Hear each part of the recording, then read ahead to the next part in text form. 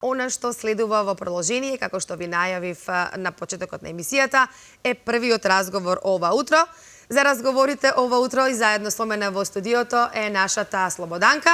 Слободанче, добро утро до тебе. Добро утро до твојот гостин, господинот Илија Жежов. Добро утро. Чест гостин кај нас овде во студиото и секогаш добре дојден. Ке зборувате за вистина интересна и секогаш актуелна тема за скршеници, за превенција од скршеници и она што е најважно, а тоа е терапијата. Така. Добро утро, Ирина, до тебе. Добро утро и до нашите гледачи од мене. Ке ги поздравам сите кои што се во своите домови. Ова утро не следите. И токму така, нашиот физиотерапевт, секогаш добре дојден во нашата утринска програма Илија Жежов, ке зборуваме токму за скршениците, за превенцијата и за физикалната терапија. Но пред се, добро утро и добро ни дојде.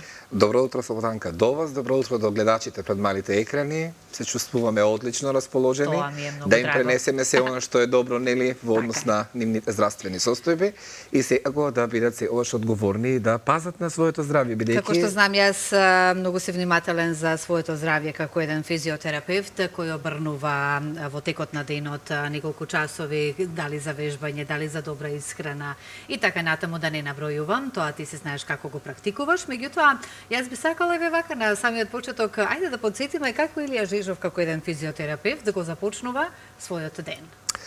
Интересно прашање, така, Илија Жежов го започнува денот пред се наутро со станување. Нели пред се спортска активност во однос на тоа дали ќе биде теретана или некое трчање од утрото, па потоа следува нели еден туш, па подготовки нели за работните обврски во ординацијата кој што ме чека. Енергија, така. Апсолутно, енергијата нели ја собираме од позитивните луѓе, би кажал, бидејќи секогаш јас сакам да бидам позитивен, да се чувствувам позитивно, нели секако и тоа да го пренесам до нашите пациенти, бидејќи пациентите секогаш очекуваат од тебе да го добијат максимумот, секако нели они доаѓаат со болки, со сите тие други ред здравствени состојби и сега вие сегаш треба да бидете расположен да ги сослушате нивните здравствени состојби, па нели да им дадете што се вели еден вовет дека работите може да бидат малку и поинакви. Така да денот ми поминува во ординација најчесто од 8:30 до 17 часот, потоа доаѓам дома, пак некои активности, кафе, дали ќе би се договараме некое возење, велосипед, трчање, пак со некоја спортска активност така и ми завршува. Би сакала да секако и на самиот почеток веднаш да го искористам моментот и да те прашам ете така се разбира како наш советник, да кажам, од физиотерапијата, горештините, жешкото време, кое што овие температури ги чувствуваме. Јас како ти кажав ова утро, сите сме за кај тебе. Така се нешто нас во моментов не фали, односно чувствуваме некоја си болка во нашиот организам, во нашето тело, што се однесува од физиотерапијата.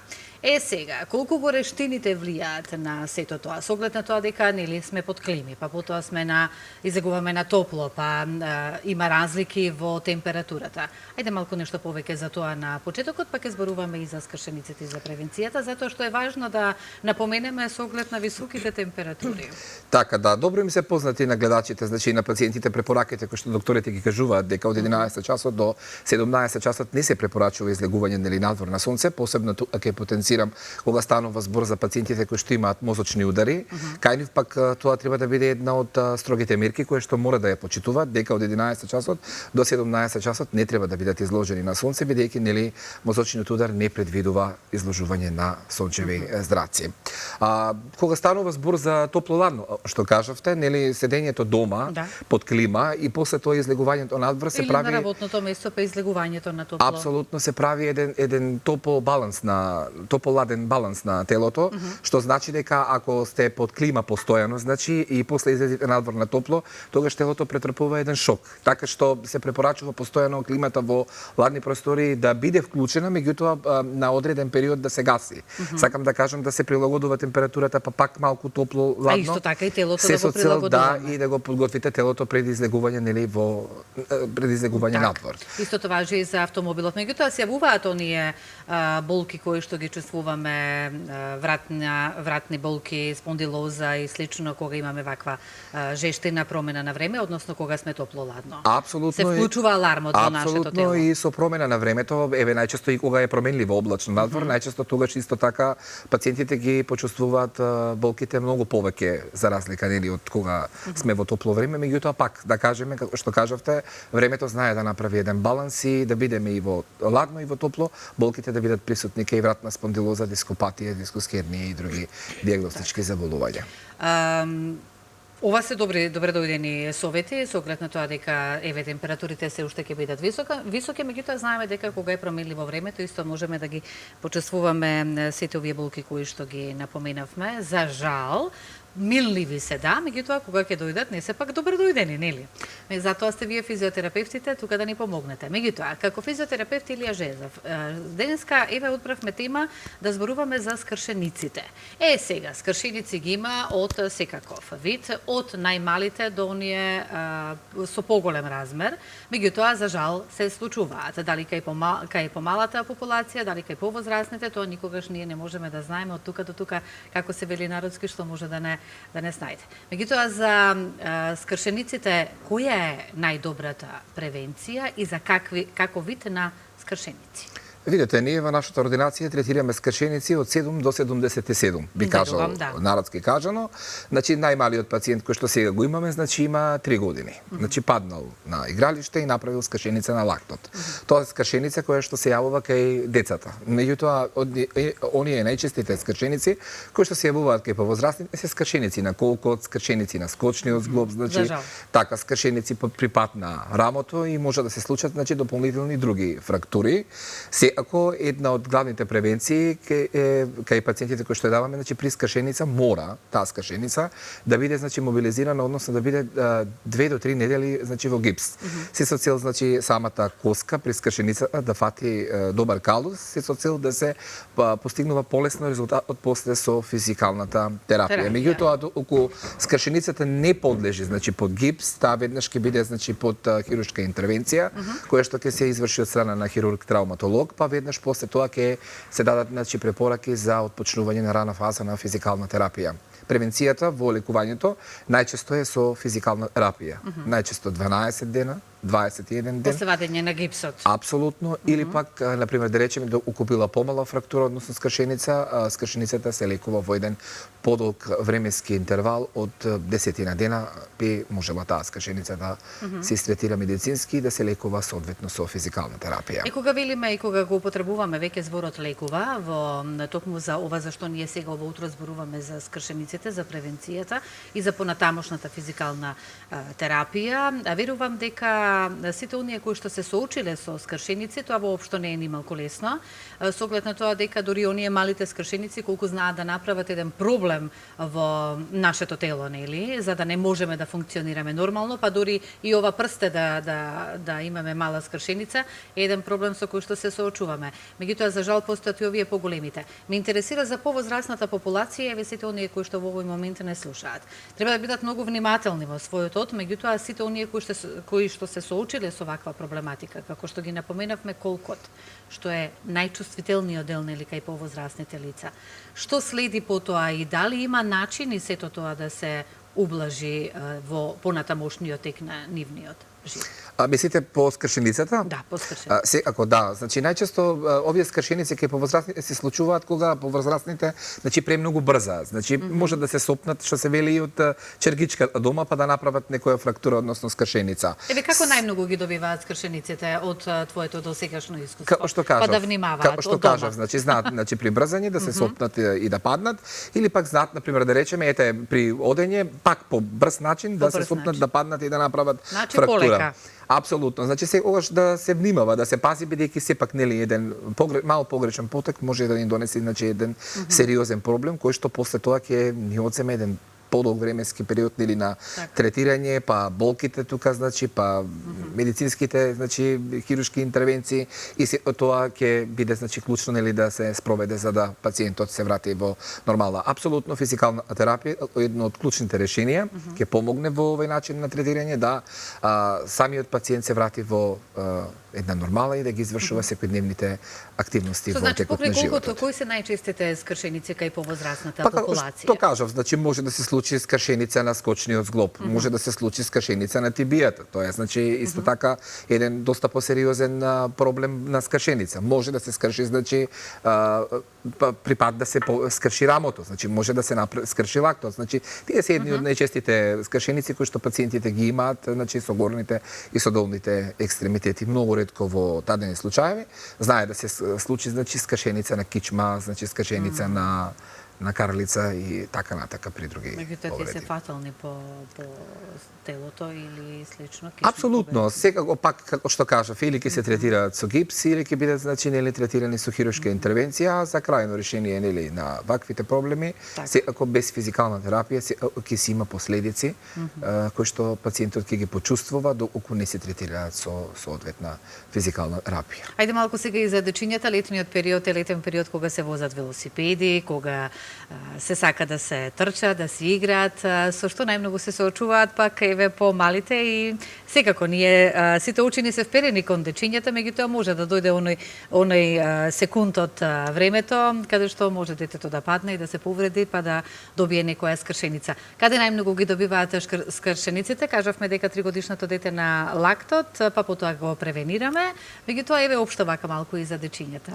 Така, Еден апел да бидеме внимателни најчесто повеќе. при паѓање од велосипед кај децата знае да се случат значи оние повреди кои што најчесто не завршуваат со фрактури, односно со скршеници, но има и такви пациентчиња кои што доаѓаат и кои што завршиле нели со скршеници со фрактури. Еве една од фрактурите кои што ја третиравме сега во 10-дневен третман во нашата ординација беше скршеница на лактот кај нашиот пациент.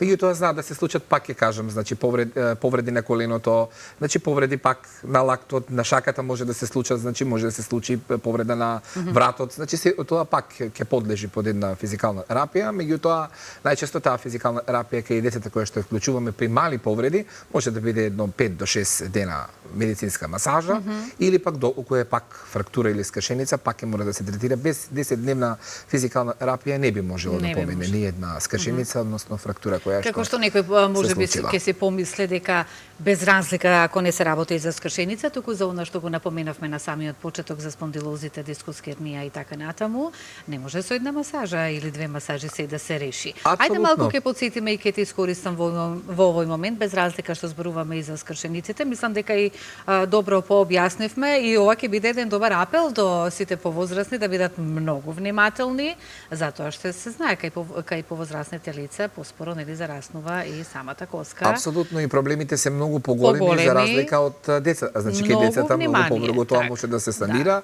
кај повозрастните многу потешко. Така Потешко, да да. затоа велам како што кажавте со апел, нели да се внимава, секако врските се ќе се завршат, нели не мора толку многу да брзаме да ги завршиме сите активности, секако да внимаваме бидејќи скршениците не се баш така Пријатни проблем кој што воопшто и може така да е. се решат со ден со два. Сега, како што кажав, ќе го искористиме моментот значи за масажите. Кажавме, сакав да напоменам затоа што еве вака низ разговор, 2-3 масажи, па мисла дека може да помине, меѓутоа тоа воопшто не е така. Физикалната терапија што препорачува за сите оние кои што се соочуваат, еве ќе се вратам нели на почетокот за она што го напоменавме, за спондилозата, вратната дискус хернија, што и да е и сите оние болки кои што ги чувствуваме, да ги облажиме, 10-дневна терапија. Видите, Слободанка, македонскиот народ е народ кој што најчесто практикува лекови и, да кажем, Посегнува, препораки токму од така, да. лица кои што не се медицински образовани во таа бранша и знаете како ставаат кога ќе ги боли колено, најчесто зелка, знаат да ставаат, знаат да отидат кај некои екими кои што се навистина приучени, па сите тие нели проблеми да си ги зголемат. Значи може За да се зелката случи често го слушам, да, во Да, право може си. да се случи значи контраиндикација да се случи некоја скршеница од луѓе кои што не се стручни во оваа бранша. Значи проблемот кој што ќе се појави на пример да речеме ден 2 до 3 кој што ќе сигнализира болка, често апелирам и кажувам дека тоа нешто се случува во вашата вратна кичма, значи или во вашата кичма или во вашето колено, каде и да е болката. Значи веднаш треба да апелирате до физиотерапевт, значи да направи физиотерапевтот еден физиотерапевтски преглед, да ја види состојбата зашо станува, бидејќи некогаш може таквата болка предизвикувачка од ден 2-3 да се појави, да се смири целосно, меѓутоа да почне да прави еден дегенеративен процес, да појавува, значи, на пример да речеме сколиоза, кифоза, лордоза, доза. Имаме многу, значи, сериозни диагностики во Кои физикалната произлегуваат терапија. од овие болки кои ги напоменав? Добро би било секој здрав човек еднаш месечно да отиде на масажа. Зошто? Зашто со таа масажа која што ќе ја направи, значи физиотерапевтот ќе ја види неговата здравствена состојба. Дали се случува некоја појава на некој искривување, на некој проблем и ќе му даде препораки веднаш да се апелира, да се преземат следните чекори или на третирање и да се спречи проблемот со едно 10 на терапија. Доколку вие го оставите тој проблем, значи имате проблем од 3-4 дена болка, го се смири и го оставите тој проблем, понатака пак ве фаќа и вие пак не реагирате, тоа нешто во вашето тело се случува. Тогаш ќе предизвикаме некоја друга посериозна дијагностика, кое што ќе ни одземе многу долг временски интервал нели на лекување.